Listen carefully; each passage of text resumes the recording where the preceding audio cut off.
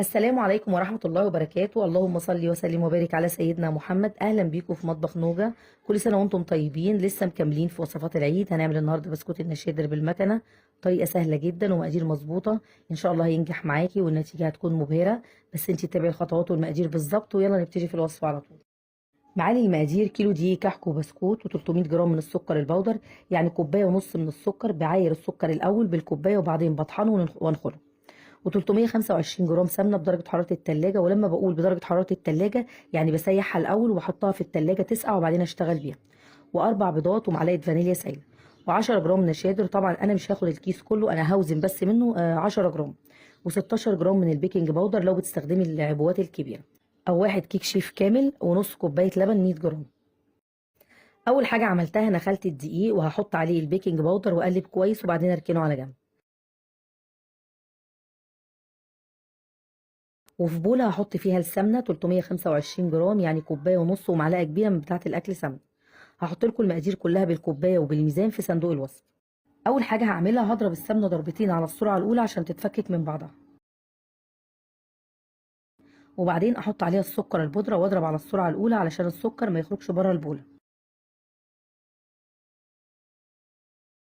وبعدين أخفق على السرعة التانية لحد ما خليط السمنة والسكر يهيش ويبيض.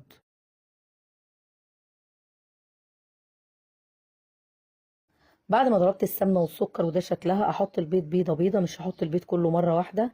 وكل ما هحط بيضه هخفق لحد ما تتجانس مع السمنه. وهحط عليهم معلقه من الفانيليا السايله.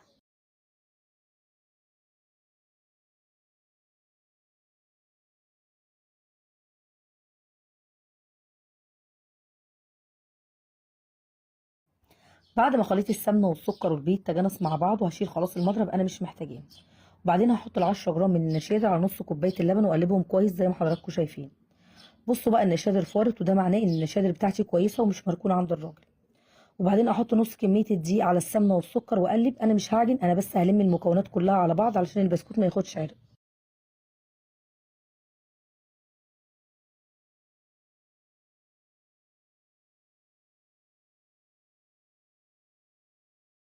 وفي المرحله دي هحط النشادر وباقي كميه الدقيق واقلب كويس بايدي زي ما حضراتكم شايفين.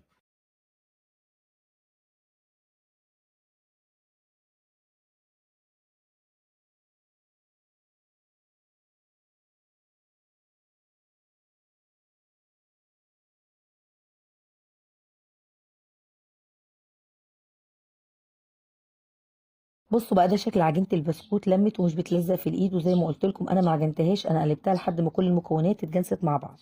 احط عليها كيس بلاستيك واشتغل فيها على طول. استخدمي الشكل اللي تحبيه. انا بحب شكل البسكوت ده. بصوا ما شاء الله العجينه طريه وسلسه ومش بتتقطع وهي نازله من المكنه. وهندخله فرن سخن متوسط الحراره. قبل ما احط اول صينيه بكون مسخنه الفرن. بتحطيها على الرف اللي في النص. اول ما هياخد لون من تحت هتشغلي الشوايه لمده دقيقه واحده بس. وهتطفي الشوايه. هياخد في الفرن حوالي 20 دقيقه.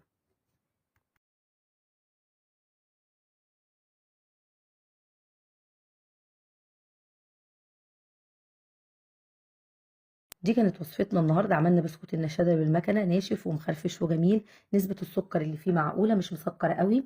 لو انت عاوزاه بطعم البرتقال هتحطي على السمنه والسكر وانت بتضربيهم كيس تانك برتقال. ان شاء الله هتجربي الوصفه والنتيجه باذن الله هتنجح معاكي 100%. بس انت تتابعي الخطوات والمقادير بالظبط. ما تنسوش بقى لو عجبكم فيديو النهارده تعملوا لايك وشير. ولو مش مشتركين في قناتي تشتركوا وتفعلوا الجرس الصغير عشان يوصل لكم اشعار بكل وصفاتي الجديده. اسيبكم في رعايه الله. السلام عليكم.